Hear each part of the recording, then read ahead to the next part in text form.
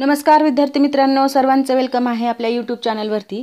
आणि बघा, आपण जी क्वेश्चन ॲनालिसिस सिरीज चालू केलेली आहे त्यामधला आजचा आपला हा 60 नंबरचा पार्ट आहे। तर यामध्ये बघा, आजचा पहिला क्वेश्चन आहे, भारताच्या लोकसंख्येत वेगाने वाढ झाली म्हणून हे वर्ष महाविभाजनाचे वर्ष म्हणून ओळखले जाते। तर बघा, आपल्या लोकसंख्येमध्ये, भारताच्या लोकसंख्येमध्ये भरपूर वाढ झालेली आहे। तर अशा प्रकारचं कोणतं वर्ष आहे जे की महाविभाजनाचं वर्ष आहे किंवा जिथून आपल्या लोकसंख्येला भरभराट आली किंवा लोकसंख्या वाढतच गेली, तर ते आहे 1921 हे वर्ष। म्हणजेच पहिलंच ऑप्शन आपलं बरोबर आहे। 1921 या वर्षालाच आपण महाविभाजनाचं वर्ष असं म्हणतो। कारण काय, तर लोकसंख्येच्या वाढीत इथपर्यंत घट झाली होती 1921, आणि हे एकमेव वर्ष आहे की जिथं घट आढळून आली होती। जेव्हा लोकसंख्येची गणना झाली होती 1921ला, तेव्हा इथे घट आढळून आली होती। परंतु याच्यानंतरचे जे 1931 नंतर 1941 ज्या लोकसंख्येच्या गणना, तर त्याच्यामध्ये कंटिन्यू लोकसंख्या आपली वाढत गेलेली आहे। फक्त एकमेव असं वर्ष आहे जिथं घट झाली होती। तर बघा, यालाच आपण महाविभाजनाचे वर्ष असं म्हणतो। तर बघा, आता पुढचा क्वेश्चन आहे, भारतीय राज्यघटनेचे शिल्पकार कोणास म्हणतात? तर हे सगळ्यांनाच माहिती असेल, भारतीय राज्यघटनेचे शिल्पकार कोण आहेत? तर B.R. Ambedkar, doctor B.R. Ambedkar, म्हणजेच बी ऑप्शन आपलं करेक्ट आहे। तसंच भारतीय राज्यघटनेचे हे मुख्य शिल्पकार तर आहेत, तसंच त्याप्रमाणे ते मसुदा समितीचे अध्यक्ष देखील आहेत। हे देखील लक्षात असू द्या, मसुदा समितीचे ते अध्यक्ष देखील आहेत। नेक्स्ट क्वेश्चन आहे आपला, घटनेच्या 8व्या परिशिष्टातील अधिकृत भाषांची संख्या आता किती आहे? तर बघा, आपल्या घटनेची जी 8वं परिशिष्ट आहे त्यामध्ये अधिकृत भाषांची संख्या किती सांगितलेली आहे? तर अशा प्रकारचा हा क्वेश्चन आहे। तर बघा, भारतीय राज्यघटनेचा अनुच्छेद 344 जे आहे, आर्टिकल 344(1) हे आर्टिकल आहे, म्हणजे भारतीय घटनेतील कलम आहे। तसंच 351 नुसार काय सांगितलंय की आपली जी 8वी अनुसूची आहे, 8व्या अनुसूचीमध्ये 22 भाषांचा समावेश आहे असं या आर्टिकलमध्ये सांगितलेले आहे। तसंच 1950 साली प्रारंभी जे संविधान होतं त्यामध्ये किती भाषा होत्या? तर त्याच्यामध्ये 14 भाषा होत्या, परंतु आता यानुसार, या आर्टिकलनुसार 22 भाषांचा समावेश यामध्ये करण्यात आलेला आहे। म्हणजेच आपलं सी ऑप्शन करेक्ट आहे। पुढचा क्वेश्चन पाहूया आता, घटनेतील कोणत्या कलमान्वये घटक राज्यात राष्ट्रपती राजवट घोषित करता येते? तर बघा, असं कोणतं कलम आहे की घटक राज्यात राष्ट्रपती राजवट जी घोषित करता येते, तर तीचं हे कलम आहे, तर ते आहे आर्टिकल 356, म्हणजेच सी ऑप्शन आपलं करेक्ट आहे। तर बघा, आर्टिकल 356 नुसार भारतात कोणत्याही राज्यात राष्ट्रपती राजवट लागू करता येते, परंतु त्याच्या कंडिशन काही पूर्ण केल्या पाहिजेत। तर त्या कंडिशन जर फुलफिल झाल्या तर तिथे राष्ट्रपती राजवट लागू करता येते। तसंच आता 358 जे आर्टिकल आहे, तर 358 मध्ये काय सांगितलंय? तर 358 मध्ये सांगितलंय, आणीबाणीचा जो काळ असतो, आणीबाणीचा काळ असतो, तर त्या काळात कलम म्हणजेच आर्टिकल 19 जे आहे, 19च्या तरतुदीचे निलंबन हे आर्टिकल 358 मध्ये सांगितलेलं आहे। तसंच आर्टिकल 360 मध्ये काय, तर आपण आणीबाणी म्हणतो, तर त्या 3 प्रकारच्या आणीबाणी असतात। एक राष्ट्रीय आणीबाणी, दुसरी राष्ट्रपती राजवट, आणि तिसरी असते आर्थिक आणीबाणी। तर आर्टिकल 360 मध्ये आर्थिक आणीबाणीची तरतूद करण्यात आलेली आहे, आर्थिक आणीबाणी। तर तसंच 356चं तर आत्ताच पाहिलं, काय राज्यामध्ये घटनात्मक यंत्रणा अयशस्वी झाली, तर 356 नुसार आपण तिथे राष्ट्रपती राजवट लावू शकतो। तसंच 352 मध्ये काय सांगितलंय, तर भारतातील राष्ट्रीय आणीबाणी, म्हणजे जी आत्ता सांगितलं तर राष्ट्रीय आणीबाणी ही आर्टिकल 352 मध्ये आहे। बघा, राष्ट्रीय आणीबाणी असते, 360 मध्ये आर्थिक आणीबाणी असते, आणि 356 मध्ये जर घटनात्मक यंत्रणा अयशस्वी झाली तर तिथे आर्टिकल 356 नुसार राष्ट्रपती राजवट लागू केली जाते। तर बघा, पुढचा क्वेश्चन आहे, भारतीय राज्यघटनेनुसार राष्ट्रपतींना असलेला दयेचा अधिकार डॅश डॅश या कलमानुसार आहे। तर अशा प्रकारे दयेचा अधिकार कशात आहे? तर तो आहे आर्टिकल 72 मध्ये, म्हणजेच बी ऑप्शन आपलं करेक्ट आहे। तर आर्टिकल 72 मध्ये राष्ट्रपतींना दयेचा अधिकार दिलेला आहे। तसंच आर्टिकल 52 मध्ये काय सांगितलंय, तर आर्टिकल 52 मध्ये सांगितलंय, भारताचा एक राष्ट्रपती असेल, भारताचा एक राष्ट्रपती, म्हणजे राष्ट्रपती संदर्भात तरतूद आर्टिकल 52 मध्ये दिलेली आहे, भारताचा एक राष्ट्रपती असेल। बघा, इथेच हे आर्टिकल पाठ करून घ्या मित्रांनो, कारण तुम्ही जेव्हा पुस्तक वाचताना तेव्हा सगळं पाठ होतं किंवा सगळंच लक्षात राहतं असं नसतं, परंतु जेव्हा आपण अशा प्रकारे क्वेश्चन ॲनालिसिस करतो किंवा त्याचे 4ही ऑप्शन पाहतो, तर त्या 4ही ऑप्शनमधलं मिनिमम आपल्या 60-70% तरी ॲटलिस्ट फर्स्ट रिडिंगमध्ये किंवा फर्स्ट जेव्हा तुम्ही व्हिडिओ पाहता तेव्हा अशा परफेक्ट लक्षात राहतं। परंतु आर्टिकल जर सिक्वेन्सली पाठ करायला गेलात ना, तर कोणतेही आर्टिकल पाठ होणार नाही। त्यामुळे आपल्याला अशा प्रकारे इथे अभ्यास करायचा आहे. आता बघा इथे वरतीचे 4 आर्टिकल हे तुमचे पाठ झाले असतील आत्ताच्या आत्ता. तसंच आता इथे खाली 4 आर्टिकल आहेत, हे पण आपले पाठ होणार आहेत. तर बघा 52 मध्ये काय सांगितलंय, तर भारताच्या घटनेत राष्ट्रपतीची तरतूद असेल. तसंच 72 मध्ये काय, त्यांना दयेचा अधिकार आहे, कुणाला, राष्ट्रपतींना. मग 78 मध्ये काय सांगितलंय, तर पंतप्रधानाच्या जबाबदाऱ्या आणि कर्तव्य दिलेत. पंतप्रधान जे असतात आपले भारताचे पंतप्रधान यांच्या जबाबदाऱ्या आणि काय सांगितलंय, कर्तव्य. जबाबदाऱ्या आणि कर्तव्यासंदर्भात यामध्ये तरतूद करण्यात आलेली आहे आर्टिकल 78 मध्ये. तसंच आर्टिकल 45 मध्ये काय, तर 6 वर्षाखालील बालकांचे बालसंगोपन व याच्यामध्ये शिक्षणाची तरतूद करण्यात आलेली. काय, बालसंगोपन करायचं आहे, तसंच त्यांच्या शिक्षणासंदर्भात पण यामध्ये तरतूद करण्यात आलेली आहे आर्टिकल 45. तर अशा प्रकारे हे आर्टिकल आहेत, हे तुम्ही लिहून घेत चला किंवा पाठ करत चला किंवा व्हिडिओ वारंवार पाहिले तरी तुम्हाला लिहून घ्यायची पण गरज राहणार नाही. तर बघा आता पुढचा क्वेश्चन आहे आपला, महाराष्ट्र राज्यामध्ये महसूल वर्ष कधीपासून सुरू होते. तर बघा महाराष्ट्र राज्यामध्ये 1 ऑगस्टपासून महसूल वर्ष सुरू होतं, म्हणजेच पहिलंच ऑप्शन आपलं करेक्ट आहे. तर 1 ऑगस्ट ते किती, 31 जुलै पर्यंत हे महसूल वर्ष आपल्या महाराष्ट्राचं आहे. तसंच आर्थिक वर्ष किती आहे मग, तर 1 एप्रिल ते 31 मार्च हे महाराष्ट्राचं आर्थिक वर्ष आहे. तर बघा आता पुढचा क्वेश्चन पाहूया आपण, अर्थशास्त्राचा जनक कोणाला म्हणतात. तर अर्थशास्त्राचं जनक कोणाला म्हटलेलं आहे, तर बी ऑप्शन आपलं करेक्ट आहे. ॲडम स्मिथ यांना अर्थशास्त्राचं जनक असं म्हटलेलं आहे. तर बघा जे हे ॲडम स्मिथ होते यांनी अर्थशास्त्राबद्दल अनेक सिद्धांत पण मांडले होते. तसंच त्यांनी बाजार, भांडवलशाही या विषयावर त्यांनी काय केलं होतं, अगदी प्रभावशालीपणे कार्य केलं होतं, म्हणून त्यांना अर्थशास्त्राचं जनक म्हणतात. तसंच त्यांचे काही प्रसिद्ध पुस्तक पण आहेत, जसं की राष्ट्राची संपत्ती हे त्यांचं पुस्तक आहे, ते इकॉनॉमिक्सवरच डिपेंड आहे. तसंच आता हे झालं अर्थशास्त्राचे जनक, परंतु भारतीय अर्थशास्त्राचे जनक कोणाला म्हणतात, तर भारतीय अर्थशास्त्राचे जनक जर विचारलं तर ते नाव पण लक्षात असू द्या, तर ते आहेत दादाभाई नौरोजी. हे आपल्या भारतीय अर्थशास्त्राचे जनक आहेत. परंतु फक्त अर्थशास्त्राचे जनक कोण असं जर विचारलं तर ॲडम स्मिथ हे नाव लक्षात असू द्या. पुढचा क्वेश्चन पाहता, शून्याधारित अंदाजपत्रकाचे जनक कोणाला म्हणतात.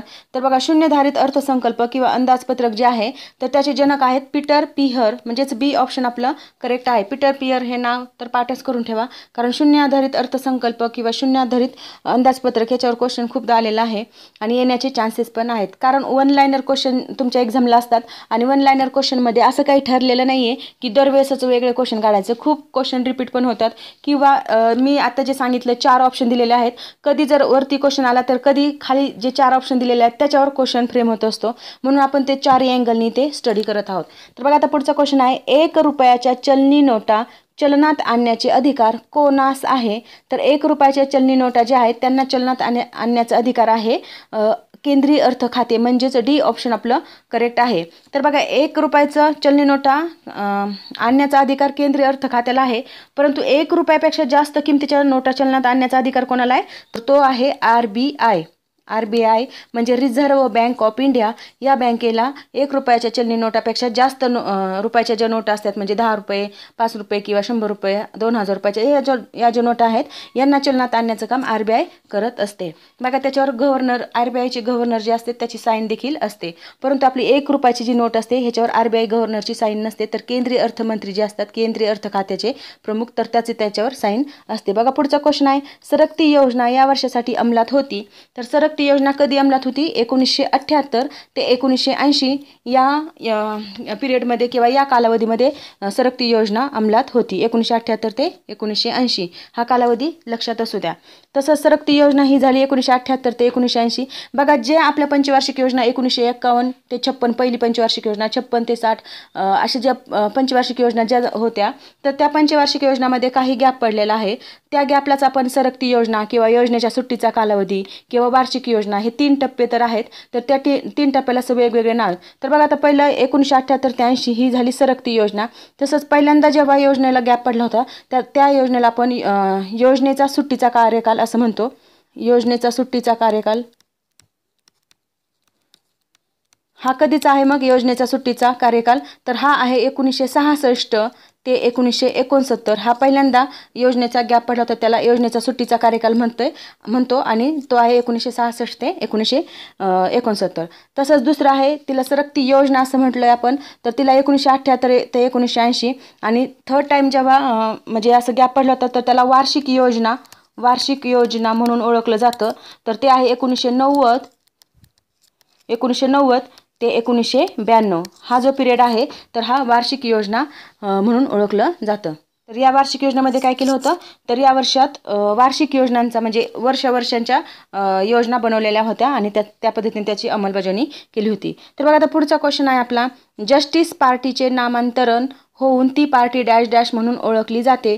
तर जस्टिस पार्टीचे नामांतरण होऊन ती पार्टी द्रविड मुन्नेत्र कळघम अशा प्रकारे हिचं नामांतरण झालेलं आहे. म्हणजे सी ऑप्शन आपलं करेक्ट आहे, द्रविड मुन्नेत्र कळघम. तर बघा आता जस्टिस पार्टी जी होती ही ब्रिटिश भारतातील मद्रास प्रेसिडेन्सीमधील एक राजकीय पक्ष होता. कधीचा, ब्रिटिश भारत जेव्हा होता म्हणजे ब्रिटिश कालखंड जेव्हा होता आपल्या इंडियामध्ये, तर ब्रिटिश भारतातील मद्रास प्रेसिडेन्सीमधील एक राजकीय पक्ष होता हा कोणता, जस्टिस पार्टी. आणि त्याची स्थापना केव्हा झाली होती, तर 20 नोव्हेंबर 1916 मध्ये या जस्टिस पार्टीची स्थापना झाली होती. आणि कुणी केली होती, तर डॉक्टर सी नटेसा मुदलियार यांनी या जस्टिस पार्टीची स्थापना केली होती. आणि तिचं नंतर नामांतरण किंवा चेंज झालं तिचं नाव आणि द्रविड मुन्नेत्र कळघम अशा प्रकारे तिचं सध्या नाव आहे. तर बघा आता पुढचा क्वेश्चन आहे, भारताचे वॉटरमॅन म्हणून ओळखले जाणारे डॉक्टर राजेंद्र सिंह राणा यांनी डॅश डॅश राज्यात पाणी क्रांती आणली होती. तर बघा भारताचे वॉटरमॅन म्हणजेच पाण्यासंदर्भात यांनी एक प्रकारची क्रांती केल्यासारखं क्रांतीच केली असं म्हणता येईल आपल्याला. आणि हे डॉक्टर राजेंद्र सिंह जे आहेत तर हे कोणत्या राज्यातले आहेत किंवा कोणत्या राज्यात त्यांनी अशा प्रकारची क्रांती घडून आणली होती, तर त्याचं करेक्ट आन्सर आहे बी ऑप्शन, राजस्थान राज्यात त्यांनी अशा प्रकारे क्रांती घडून आणली होती. तर राजेंद्र सिंग हे भारतातील राजस्थानमधले अलवर जिल्ह्यातले जलसंरक्षक म्हणून तसंच पर्यावरणवादी म्हणून देखील ओळखले जातात. आणि त्यांना 2001 साली रॅमन मॅग्सेसे पुरस्कार भेटला होता. कधी, 2001 साली रॅमन मॅग्सेसे हा पुरस्कार भेटला होता. आणि हा पुरस्कार रॅमन मॅग्सेसे पुरस्कार भेटल्यानंतर म्हणजे ऑल इंडियामध्ये ते फेमस झाले किंवा इंडियातल्या बाकीच्या लोकांना ते माहिती झालं. आपल्या इंडियाचं एक खास वैशिष्ट्य आहे, आपल्या इंडियातले हिरे आपल्याला माहिती नसतात, अशा प्रकारे कंडिशन आहे आपली. तर तसंच त्यांना 2015 साली अजून एक पुरस्कार भेटला किंवा अजून एक गौरव त्यांचा करण्यात आला. तर स्टॉकहोम वॉटर पुरस्कार त्यांना भेटला होता. स्टॉकहोम जी कंट्री आहे त्यामार्फत वॉटर पुरस्कार त्यांना देण्यात आला होता. वॉटरमॅन म्हणून ते जे ओळखले जातात त्यांना अशा प्रकारे 2 पुरस्कार भेटलेले आहेत. तर बघा आता पुढचा क्वेश्चन आहे, पंकज अडवाणी कोणत्या खेळाशी संबंधित आहेत. तर पंकज अडवाणी हे बिलियर्ड्स जो खेळ आहे त्याच्याशी रिलेटेड आहेत. म्हणजेच 3 नंबरचं ऑप्शन आपलं करेक्ट आहे. हे आपल्या चॅनलचं नाव आहे. व्हिडिओ आवडत असतील तर नक्की शेअर करत चला आणि व्हिडिओला लाईक देत चला मित्रांनो, कारण तुमच्यासाठी एवढी मेहनत घेत आहे. तुमचं एकच कर्तव्य आहे की जर व्हिडिओ आवडत असेल तरच मी पण सांगत आहे की लाईक देत चला. जर आवडलं नाही तर तुम्ही जॉईन पण करू नका किंवा शेअर पण करू नका आणि लाईक पण देऊ नका. पण जर कुठंतरी असं वाटलं वा ह्याच्यामध्ये आपल्यासाठी फायदेशीर इन्फॉर्मेशन आहे किंवा आपल्याला ह्याचा फायदा होणार आहे तरच लाईक द्या, शेअर करा आणि सबस्क्राईब करा. तर बघा आता पुढचा क्वेश्चन आहे, डॅश डॅश यांना भारताची कोकिळा म्हणून ओळखतात. तर भारताची कोकिळा म्हणून कोणाला ओळखलं जातं, तर त्या आहेत सरोजिनी नायडू. म्हणजेच सी ऑप्शन आपलं करेक्ट आहे, सरोजिनी नायडू. बघा सरोजिनी नायडू यांना गान कोकिळा नाही तर भारताची गान कोकिळा आपल्या लता मंगेशकर होत्या. तर भारताची कोकिळा म्हणून ओळखलं जातं का बरं, तर यांच्या कविता खूप फेमस होत्या. तसंच यांना भारताची नायटिंगेल म्हणून देखील ओळखलं जातं, तसंच भारताची कोकिळा म्हणून देखील. आणि ह्या उपाधी कोणी दिलेल्या आहेत त्यांना, तर महात्मा गांधीजी यांनी यांना ह्या उपाधी दिलेल्या आहेत. नेक्स्ट क्वेश्चन बघा, फ्लाइंग सिख कुणाला संबोधले जाते. तर फ्लाइंग सिख मिल्खा सिंगला संबोधले जाते. म्हणजेच बी ऑप्शन आपलं करेक्ट आहे. पुढचा क्वेश्चन आहे आता आपला, भारताचे 50वे मुख्य न्यायमूर्ती म्हणून कोणाची निवड करण्यात आली. तर बघा सध्या जे रिसेंटली मुख्य न्यायमूर्ती आहेत ते 50वे आहेत. म्हणजे असा पण क्वेश्चन येऊ शकतो की जे आताचे मुख्य न्यायाधीश आहेत ते कितवे आहेत किंवा त्यांचं नाव सांगून हे कितवे मुख्य न्यायाधीश आहेत असं पण येऊ शकतं. म्हणून त्यांचं क्रमांक पण लक्षात ठेवा. ते 50वे मुख्य न्यायमूर्ती आहेत आणि ते आहेत धनंजय चंद्रचूड. म्हणजेच बी ऑप्शन आपलं करेक्ट आहे. पुढचा क्वेश्चन पाहूया आता. RBI गव्हर्नर कोण आहेत? तर सध्याचे जे RBIचे गव्हर्नर आहेत ते आहेत शक्तिकांत दास, म्हणजेच सी ऑप्शन आपलं करेक्ट आहे. तर बघा हे RBIचे सध्याचे भारताचे गव्हर्नर आहेत आणि शक्तिकांत दास. तर भारताचे पहिले गव्हर्नर जे की भारतीय गव्हर्नर म्हणजे भारतीय व्यक्ती म्हणून भारताचे पहिले गव्हर्नर कोण होते? तर ते होते C.D. देशमुख. मी असं का म्हणते पहिले गव्हर्नर किंवा पहिले भारतीय गव्हर्नर? तर बघा 1935 साली जेव्हा RBIची स्थापना झाली होती आपल्या इंडियामध्ये, तेव्हा ब्रिटिश सरकार किंवा ब्रिटिश गव्हर्नमेंट होतं. त्यामुळे ब्रिटिश गव्हर्नमेंट म्हणजे 1947 नंतर भारत स्वतंत्र झाला आणि त्यानंतर आपले जे गव्हर्नरची नेमणूक झालेली आहे तर ते आहेत आपले इंडियन गव्हर्नर C.D. देशमुख. तर बघा आता पुढचा क्वेश्चन आहे. लोकसत्ता राजकारण शासन या पुस्तकाचे लेखक कोण आहेत? तर लोकसत्ता राजकारण शासन या पुस्तकाचे लेखक कोण आहेत मग?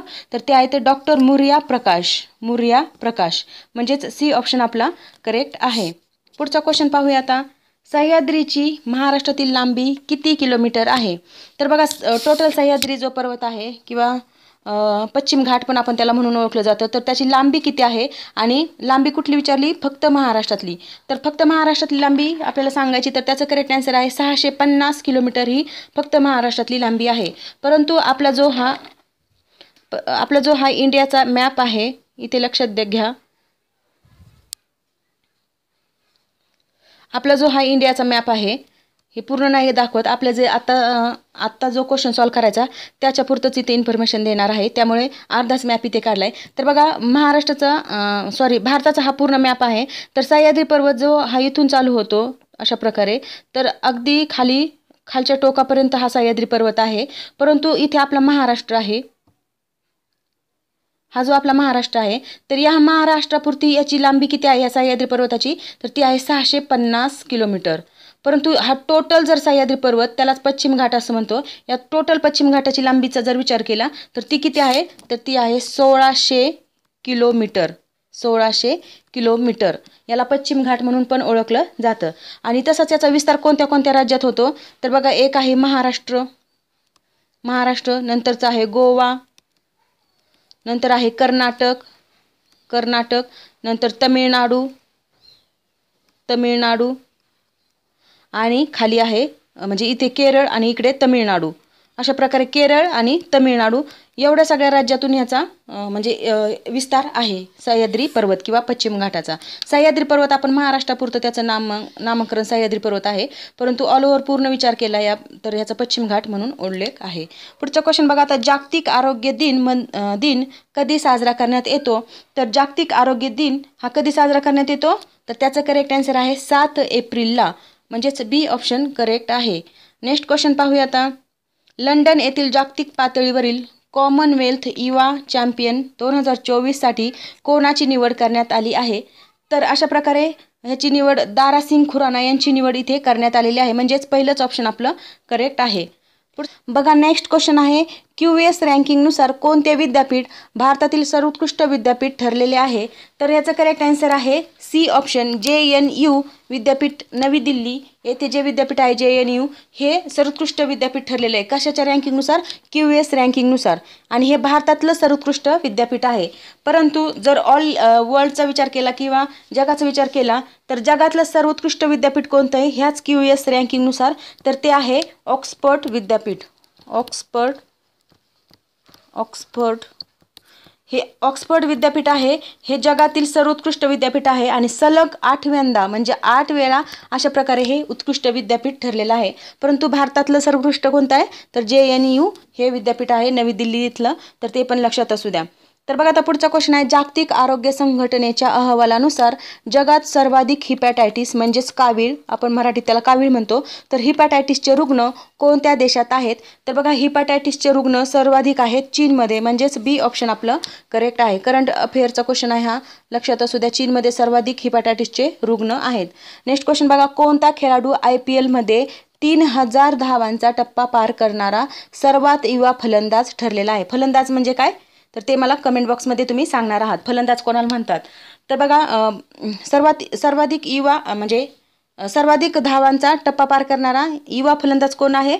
तर त्याचं करेक्ट आन्सर आहे शुभमन गिल, म्हणजेच डी ऑप्शन आपलं करेक्ट आहे. तर बघा नेक्स्ट क्वेश्चन आहे. महाराष्ट्रातील कोणत्या ठिकाणच्या राजघराण्याच्या गंजिफा सह लाकडी खेळण्यांना भारत सरकारकडून GI टॅग प्राप्त झालेला आहे. तर बघा अशा प्रकारे राजघराण्याच्या गंजिफा म्हणजे त्याला राजघराण्याचं बॅकग्राऊंड असलेलं लाकडी खेळणे आहेत आणि ते कोणत्या जिल्ह्यात आहेत तर ते आहे सिंधुदुर्ग जिल्ह्यामधलं सावंतवाडी इथलं सावंतवाडी. सी ऑप्शन आपलं करेक्ट आहे. सावंतवाडी कुठे आहे तर ते आहे सिंधुदुर्ग जिल्ह्यामध्ये. तर बघा पुढचा क्वेश्चन आहे ICC one day cricket world cup 2027चे आयोजन कोणत्या देशात करण्यात येणार आहे. तर बघा अशा प्रकारे ICC one day cricket world cup 2027चं आयोजन दक्षिण आफ्रिकेमध्ये करण्यात आलेलं आहे म्हणजेच बी ऑप्शन आपलं करेक्ट आहे. तर बघा पुढचा क्वेश्चन आहे इस्रोला कोणत्या मिशनसाठी प्रतिष्ठित जॉन एल जॅक स्विगर्ट ज्युनियर पुरस्कार जाहीर झाला आहे. तर बघा इस्रोला अशा प्रकारचा जॉन एल जॅक स्विगर्ट पुरस्कार भेटलेला आहे आणि तो कोणत्या मोहिमेसाठी भेटलेला आहे तर चांद्रयान 3 जी मोहीम होती त्यांनी राबवलेली तर तिच्यासाठी अशा प्रकारे हा पुरस्कार त्यांना भेटलेला आहे. नेक्स्ट क्वेश्चन आहे सुरिंदर चावला यांनी नुकताच कोणत्या बँकेच्या CEO पदाचा राजीनामा दिलेला आहे. तर यांनी कोणत्या पेटीएम जी बँक आहे पेटीएम पेमेंट बँक या बँकेचा CEO पदाचा त्यांनी राजीनामा दिलेला आहे. कुणी सुरिंदर चावला. बघा अशा प्रकारचे जे फॅक्ट्स किंवा फॅक्च्युअल गोष्टी असतात ते लक्षात असू द्या कारण क्वेश्चन फ्रेम होण्याचे चान्सेस जास्तीत जास्त अशाच असतात. जे फेमस व्यक्तिमत्व आहे किंवा जे फेमस गोष्टी आहेत जसं पेटीएम पेमेंट बँक ही कशी सध्याची खूप चर्चेचा विषय असणार किंवा प्रत्येक जण अशा प्रकारचं यूज करत आहे पेटीएमचं म्हणजे फोकसची गोष्ट असल्यामुळे आपल्याला अशा प्रकारे करंट अफेअरकडे लक्ष द्यावं लागणार आहे. तर बघा नेक्स्ट क्वेश्चन आहे राष्ट्रीय सुरक्षित मातृत्व दिन कधी साजरा करण्यात येतो.